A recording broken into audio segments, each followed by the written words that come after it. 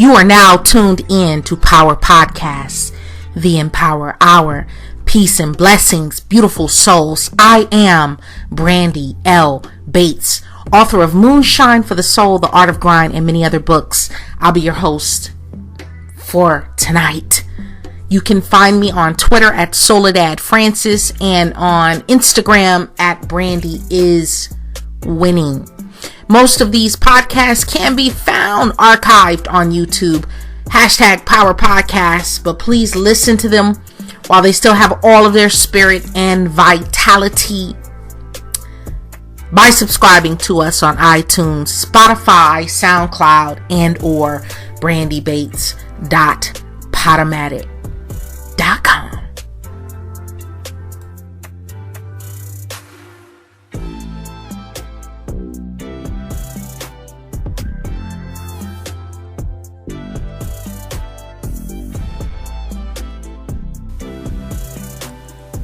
This is a time to heal. No negative in my sedative. Michael Bliss said, "There is no greater gift than a safe, no expectation zone when you are deep in sadness." Ignoring the pain actually deepens it. What is hidden from sight often increases in intensity. I know you know what I'm talking about if you've ever had a toothache or you had on shoes that were too small that pinched your toes. Do you feel me? A slave is one who waits for someone to come and free them. This is about accessing a higher dimension of yourself. You are not here to change the world. The world is here to change you. You will never have all that you want. Definitely not all at the same time.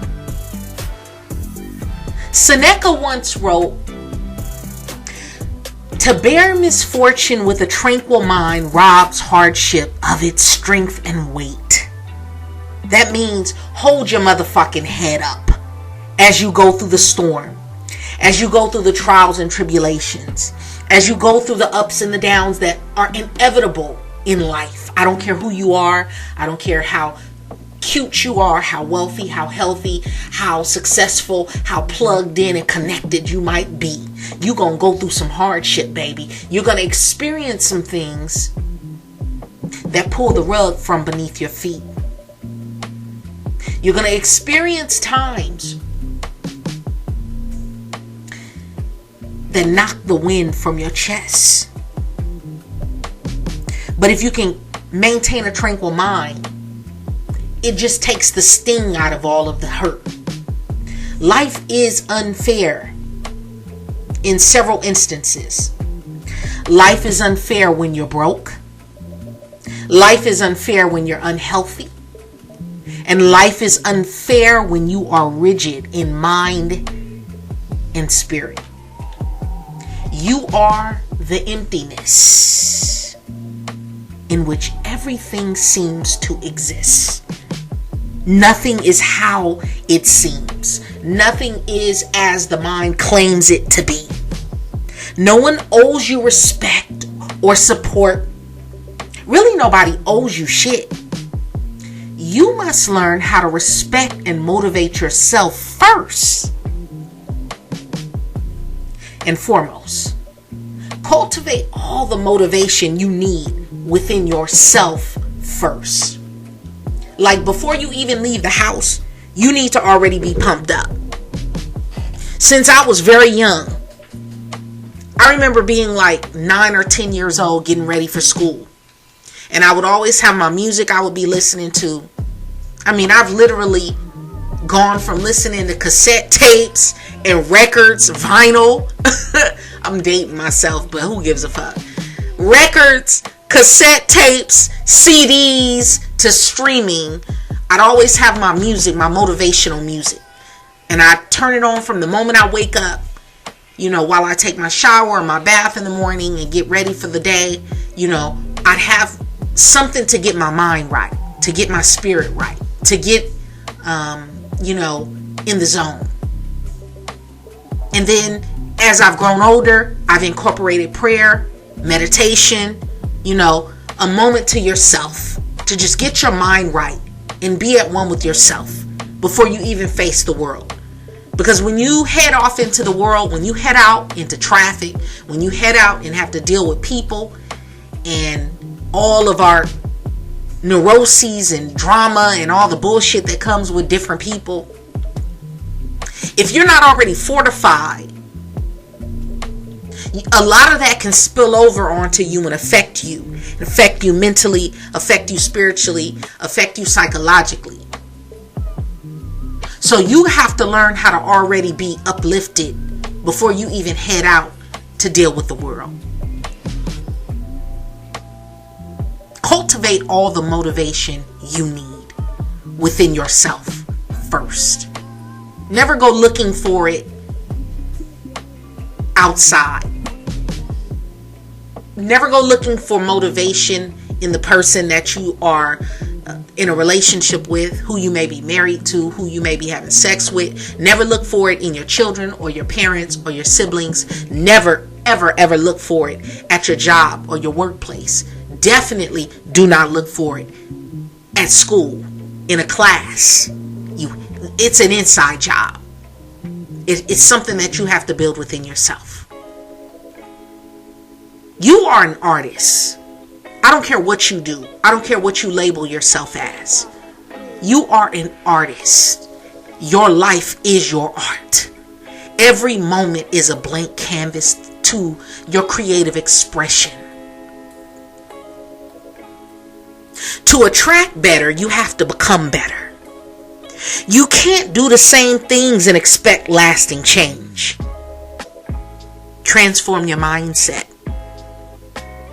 This is a time to heal. Is suffering really necessary? Is suffering really necessary? Well, if you had not suffered as you have, some of us have suffered financially. Some of us have suffered in relationships. Some of us have suffered on jobs. Some of us have suffered in our families, in our childhoods, in our upbringing. Some of us have suffered mentally, psychologically, emotionally. Some of us have just been just like, all my life I had to fight, right? If you had not suffered as you have, there would be no depth to you as a human being. No humility, no compassion. Suffering cracks open the shell of ego, and then comes a point when it has served its purpose. Some people only require a few years of suffering, a few months. Some people only require one relationship, getting fucked over one good time.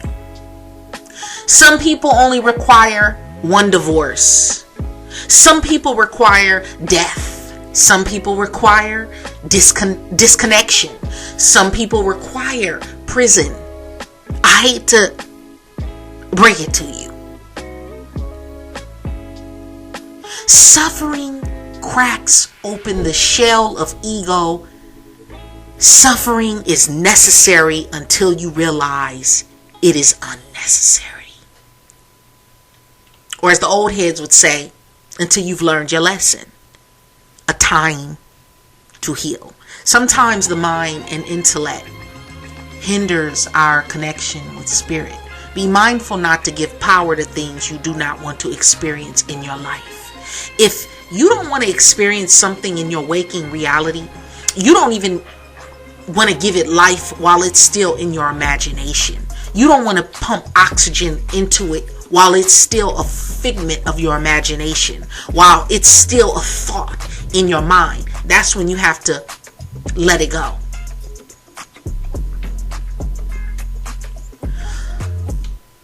The most powerful ties, Anthony Brandt talks about in his book Bloodlines.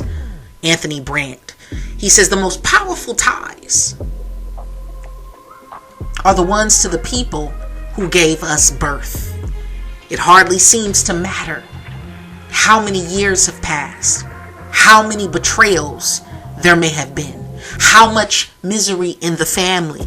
We remain connected even against our wills. I see so many people, I meet so many people who their parents, their mother, their fathers, the absentee parent, the parent who was there, who was just dumb as fuck, right? Just damaged them. Because we take on a lot of the attitudes and the mindsets of our parents and our parents' parents. We take on the parental style. We take on the attitudes. We take on the beliefs. We take on the mindsets. We take on the fears. We take on all of the rigid thinking and being and breathing and ways of being of the people who have raised us and birthed us and given us our blood and given us our genetics and given us our very stature. And sometimes that can be a source of dysfunction. Oftentimes. Now, nobody chooses dysfunction. Nobody chooses conflict, pain. Nobody chooses insanity. They happen because there is not enough presence in you to dissolve the past, not enough light to dispel the darkness. Everybody can't afford therapy. Everybody can't afford talk therapy. Everybody can't afford antidepressants. Everybody can't afford to just walk away and to get away from, dysfunctional family and dysfunctional connections and ties. And so you're forced to live in it. You're forced to be steeped in it. And the more you're forced to be around it, the more you become it. We become what we are around. And some people say, well, I don't hang out with a lot of people. I don't have a lot of friends. I'm mostly a loner. No, there's people that you talk to. There are people that you spend time with. There are people who raised you. There are people, I can tell by your dialect. Most people, we take on the dialect of where we were raised. I can tell by the way you talk what country you're from, because you're going to take on the accent of those who taught you how to speak. You're going to take on the attitudes and the prejudices and the biases of those who raised you. No matter how backwards or ignorant or unintelligent those biases might be. As long as your mind, with its conditioned patterns, runs your life, this is how your life looks. Your life is always going to be a screen print or print out of your childhood, who raised you, the habits, the choices you make, the decisions you make, the people who you spend the most time around. That's why it's crucial that you get around healed people. You get around people who have open minds, who are open-minded, who are educated, if not educated, absolutely not backwards and backward thinking. There is only one perpetrator of evil, and that is human unconsciousness. There's so much that you don't know. You don't even realize how much you don't know. There is more that you don't know than what you do know. And for some reason, we think we got this shit all figured out. Myself included. Let me just say that. We don't know shit. Especially if you've only been on this earth 30 years, 40 years, 50 years. It's a lot of shit you don't know. There are a lot of things that we don't understand. There's a lot of history that has been hidden and flipped upside down, and there's a lot of facts that have been misconstrued and covered, deleted.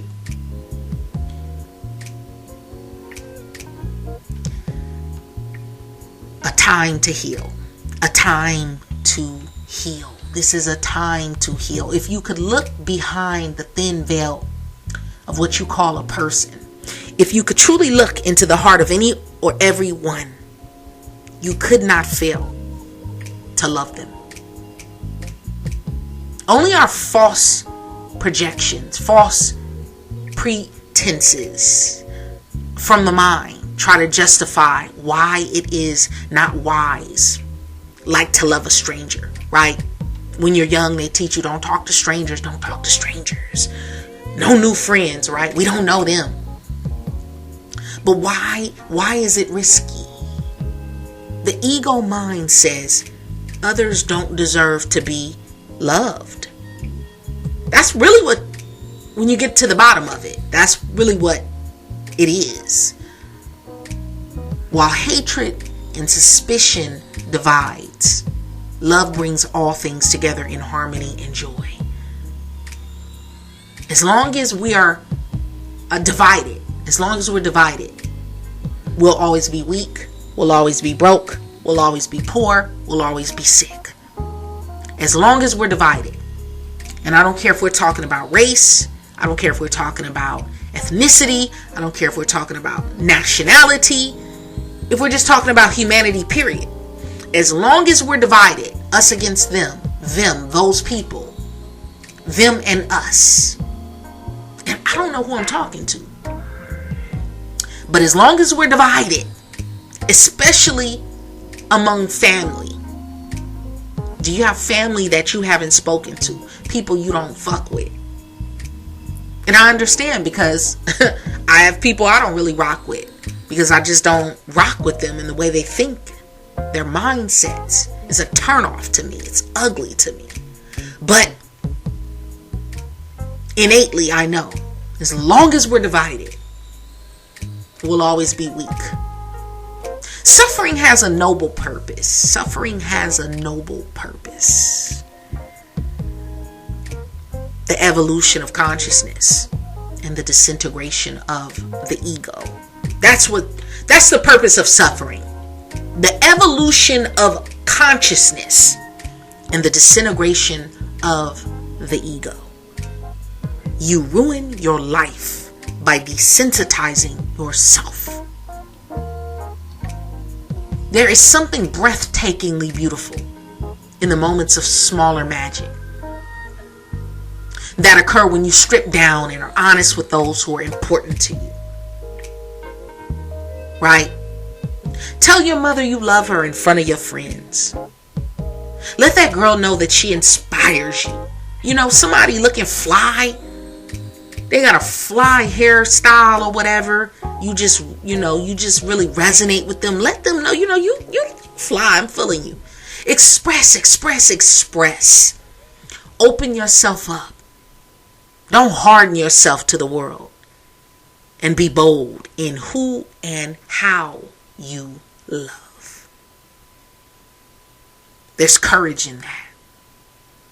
There's courage in how you love. Bianca Sparacino tells us your life is an ongoing process of self-realization. Our lives are just a constant, ongoing cycle of seasons of unfolding and self-realization. That's it.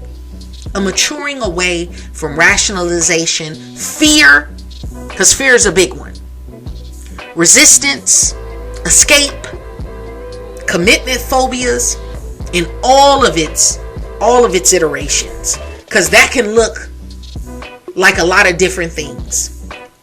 Ego death paranoia, profaning the sacred. An ongoing movement towards creativity, joy, contentment, transcendence, insight, harmony, beauty, compassion, bliss, and higher power. Becoming a higher power. A time to heal. Mark Wallen writes in It Didn't Start With You, how inherited family trauma shapes who we are and how to end the cycle. A good friend put me up on this book a couple of months ago, and the shit is fire.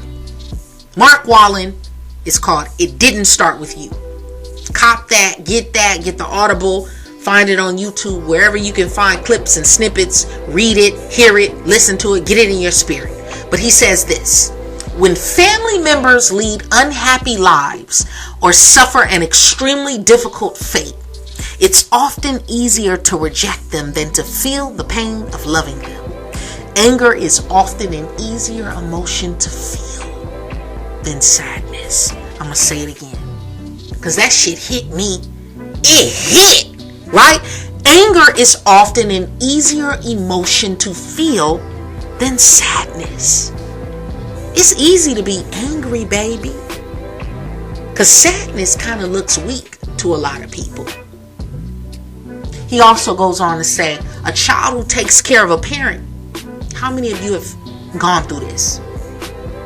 A child who takes care of a parent often forges a lifelong pattern of overextension and creates a blueprint for habitually feeling overwhelmed. I don't know who needs to hear this, but when we try to resist feeling something painful, we often protract the very pain we're trying to avoid. How does that happen? The emotions, the traits and behaviors we reject in our parents will likely live on in us. It's our unconscious way of loving them, a way to bring them back into our lives.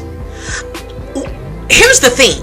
It's difficult to see it within yourself, but you can easily see it in other people.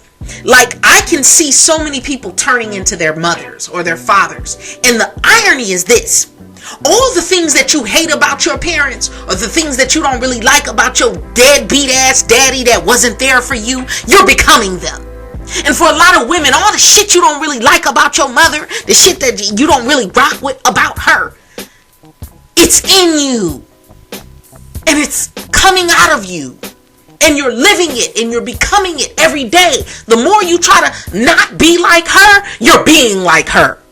The more you try to not be like Big Mama, you're becoming like Big Mama. And nobody wants to talk about it. A time to heal. Your daddy wasn't shit. And in a lot of ways, it takes effort to not be a ain't shit man or an ain't shit woman. For a lot of you, you were adopted. You had somebody else taking care of you. And the people who raised you, the people who instilled your values, your morals, they really were know nothing ass people. And in many ways, those characteristics are a part of your reality every day. And the more you try to avoid it, the more you try not to be like that and get away from that and be different, the more that shit comes out. I'm talking to real people today. You can act brand new if you want to, but you got to look at yourself in the mirror every day. I don't. Trust this. Trust that some of the best days of your life haven't even happened yet. Remember, you have not felt it all. The world still has so much left for you. Each moment contains the whole of the past and creates the whole of the future. Time is in the mind. Space is in the mind. I'm going somewhere with this. The law of cause and effect is also a way of thinking. In reality, all is here and now, and all is one. Multiplicity and diversity are in the mind only. How you see things is a reflection of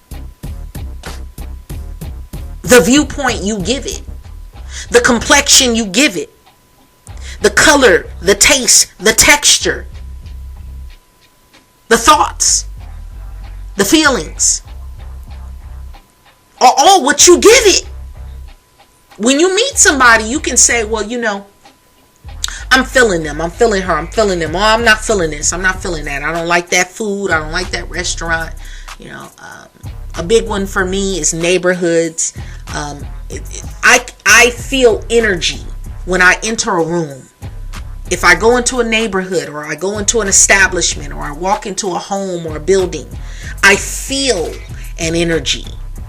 And either I resonate with that energy or I do not. Either I'm feeling it or I'm not. Or there's nothing.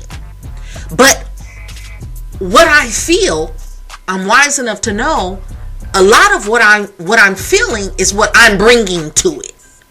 You feel me? Find the beauty in the hideous. Find the beauty in the hideous. Find the beauty in the hideous. A time to heal. How do you find the right one in a world of 7 billion people? First, you become the right one. The rest will follow. Don't look for the right partner. You become the right partner. And then the right partner finds you. Again, how do you find the right one in a world of 7 billion people? Well, first off, you might have to kiss a lot of motherfucking frogs. But here's this. This is something I had to learn after 43 years. Don't look for the right partner. You become the right partner. And then the right partner is going to find you. Now, how that comes about depends on you. But when you get your mind right, and you get your heart right, and you get your consciousness right, and you get your spirit right, and you thinking good thoughts, and you have a healed mindset and a healed consciousness, then you're going to attract healed entities and healed beings and healed situations and healed opportunities. Stanislav Grof said, consciousness does not just passively reflect the objective material world. It plays an active role in creating reality itself. It's always wild to me how people walk, talk, move, and have their being all moving and facing this sense of perfection, right? Everybody, like, for instance, the catchphrase, I would say from the year 2020 up till now, between 2020 and 2022, this is like pandemic talk to me. The catchphrase is narcissist and narcissism.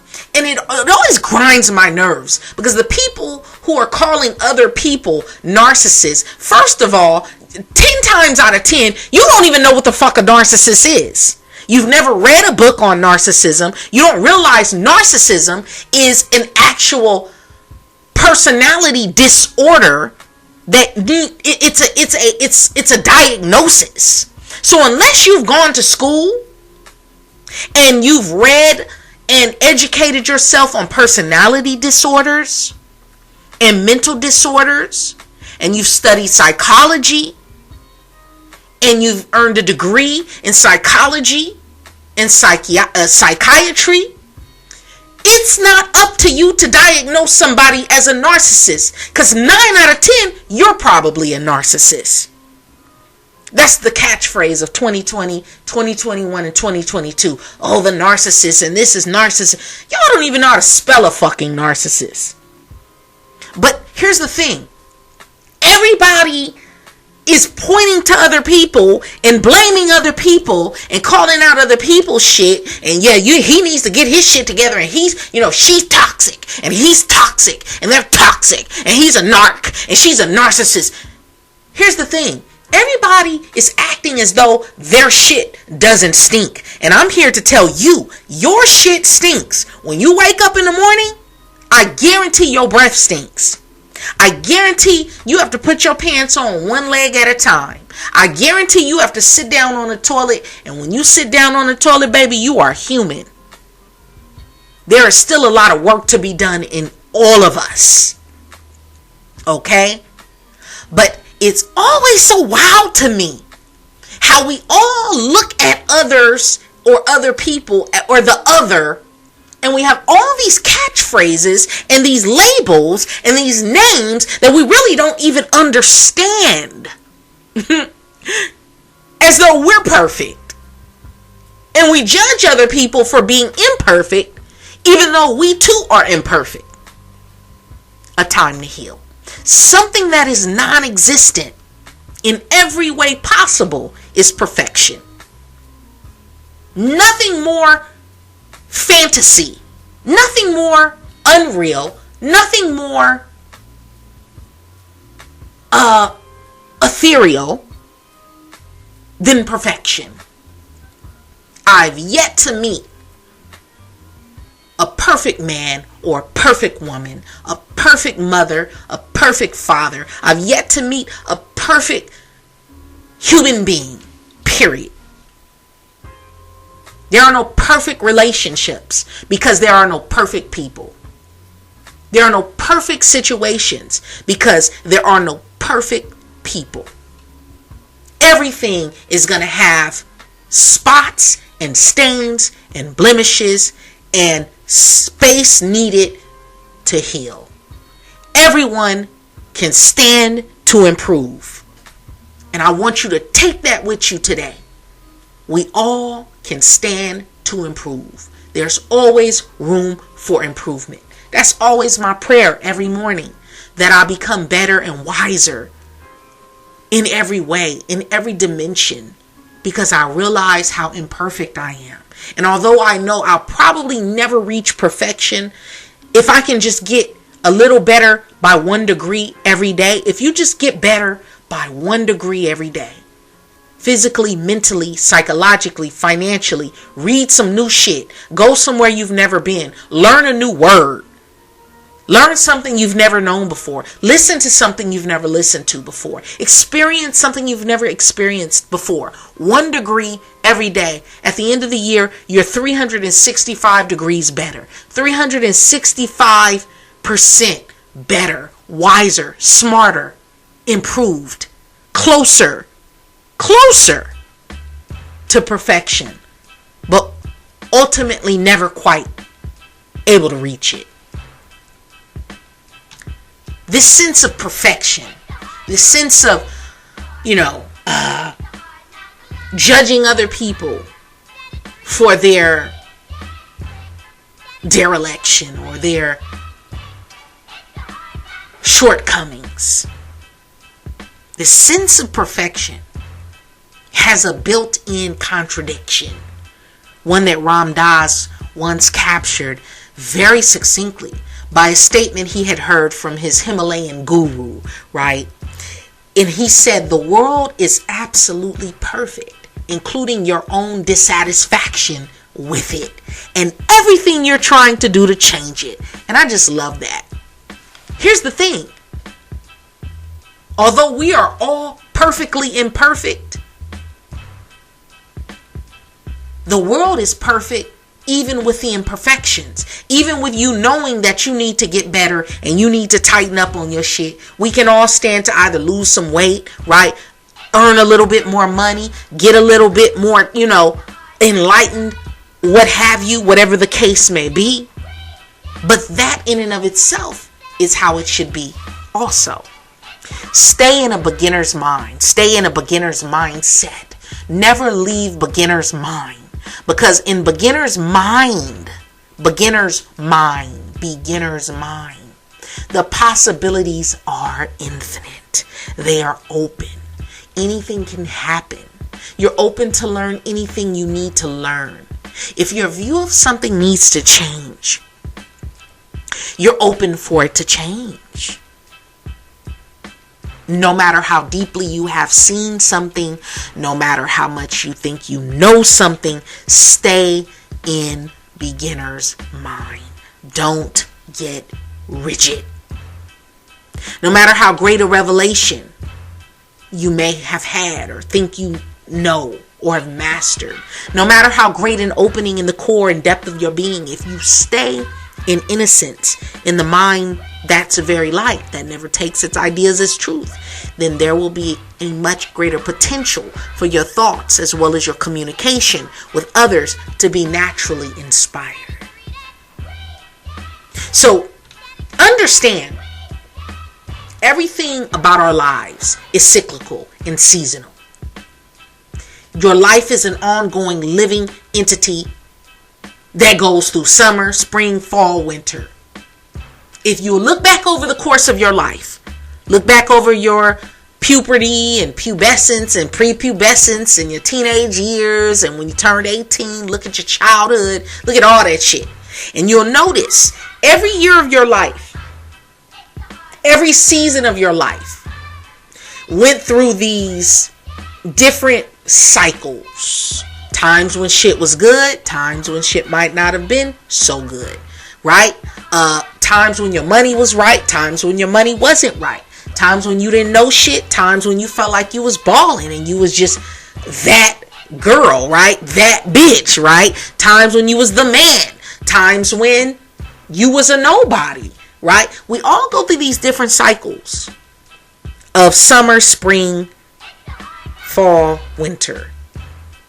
Spring, summer, fall, winter. And for some, that it's more pronounced than others. But we all experience these cycles, these seasons of decline and increase and decrease and increase and decrease and abundance and scarcity. And that's natural is what I'm trying to get to. That's natural. It's never going to be all good. It's never going to be all bad. And so I say this to you. In whatever season you're in your life today, right now, just understand and know it's part of the process. All of it is part of the process. The bad shit is part of the process. The good shit is part of the process. The heartbreak, the heartache, the disappointments, all of it is part of the process getting you to where you're going. Shaping you, forming you, and giving you the insight, the wisdom, the experience, the thicker skin, the knowledge, the wisdom, and most importantly, the healing. You know, you scrape your knee, you get a scab, a couple of days, couple of weeks go by, it might hurt a little bit, but it gets back to normal. You get a tooth knocked out, it might hurt at first, you know, and you keep it moving, right? You lose some hair, it grows back. In all things, cycles, seasons, healing. The transpersonal experiences revealing the earth as an intelligent, conscious entity are corroborated by scientific evidence. We see this on every level, on a macrocosmic level, as well as a microcosmic level.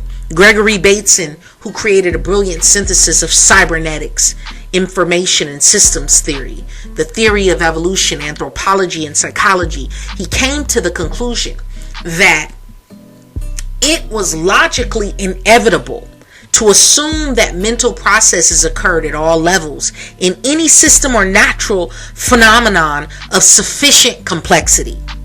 He believed that mental processes are present in everything, in cells, in organs, in tissues, in organisms. So not only do you go through, cycles and seasons, but every organ in your body goes through cycles and seasons. Every cell in your body,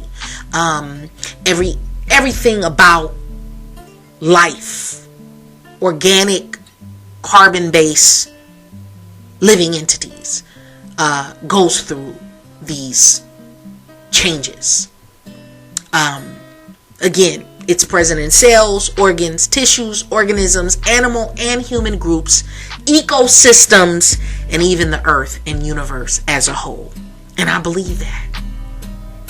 Even the renaissance of interest in Eastern spiritual philosophies, various mystical traditions, meditation, ancient and aboriginal wisdom, as well as the widespread psychedelic experimentation during the stormy 1960s, made it absolutely clear that a comprehensive and cross-culturally valid psychology had to include observations from such areas as mystical states, cosmic consciousness, psychedelic experiences, trance phenomena, creativity, and religious, artistic, and scientific inspiration. Right? What am I saying? If you thank your mind, it will relax. If you thank your heart, it will open. If you thank your past, it will integrate. If you thank your symptoms, they will heal. If you thank your shadow, it will vanish. If you thank your life, it will transform. If you thank yourself, the light will dawn. Like, be grateful for it all. I'm always asking myself, especially in the face of seeming calamity, upset, disappointment, or heartbreak, what's the worst that can happen? What's the worst that can happen? Because unless you die, everything has a lesson and ultimately a happy ending. You are life itself, knowing itself, having a dream where life is expressing and knowing itself through those expressions. I'm going to say it again. You are life itself, knowing itself, having a dream where life is expressing and knowing itself through those expressions. There is no need to chase each experience and try to, pin and identify upon each one. Identity is with the absolute, that from which all arises and departs, that which never changes while the dreams come and go. You are ultimately, I don't care where you're from Bangladesh, you from the UK, you from South Africa, you from Puerto Rico, you from Compton, right? You are the universe itself, life itself, being itself. You are the universe itself, life itself, being itself. You are prior to the dream, and ultimately the dream is nothing more than your own self. It might not make sense in this moment, but keep on living, keep on going through shit, keep on experiencing things, and this is going to resonate. I promise you. This is a time to heal. The inherent nature of mind is to process thought. Thoughts are the language of the mind. Emotions are the language of the body. To attempt the cessation of thought, it really goes against what's natural. It'll never happen. It's impossible to turn your thoughts off. Everything that you're experiencing in your life is a production of a printout of your thoughts. The people in your life, the relationships in your life, the experiences in your world are all physical manifestations of your thoughts. The goal, therefore, is not the cessation of thought, because that's just not going to happen. The goal is cessation of identification with thought. If you look deeply into the palm of your hand, you will see your parents and all generations of your ancestors. Thich Nhat Hanh said, all of them are alive in this moment. Each is present in your body. You are the continuation of each of these people. And it becomes so evident to me every day with each growing day. The older I get, it's so wild to me because I'm like, damn, the older I get, I'm at the same time simultaneously becoming my mother, my father, and my grandparents. Every day. Every day.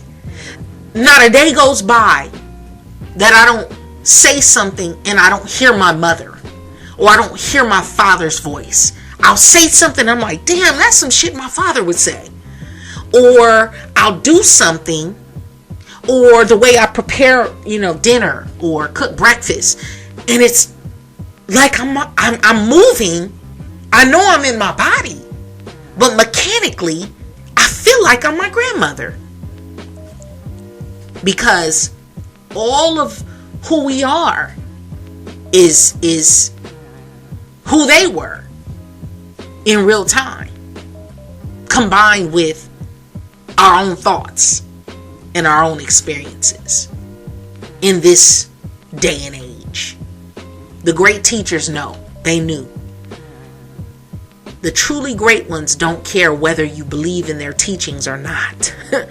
They present a truth, then leave you with yourself to discover your own truth. Because there's some shit you're going to have to figure out on your own. There's some things you just can't find in a book. You won't find it on a YouTube video or a lecture. It's just not in any degree program. You just going to have to go through that shit. You're going to have to feel it yourself. Right? No one can experience your orgasms for you. No one can do your sit-ups and your burpees and your pull-ups for you, baby. Nobody can lift your weights and get your weight up for you. That's some shit you got to go through on your own. Terence McKenna reminds us, the story you tell yourself is largely the story you are living. The story you tell yourself is largely the story you are living. What story are you telling yourself? Are you a victim? Are you a victor? Are you a conqueror? Because I tell myself I'm more than a conqueror. I don't give a fuck what I'm going through or what it looked like. I'm a winner, baby. And that's the life I'm living. Reflecting in my everyday reality.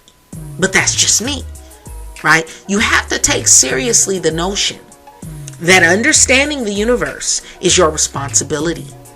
Because the only understanding of the universe that will be useful to you is your own understanding. This is a time to heal.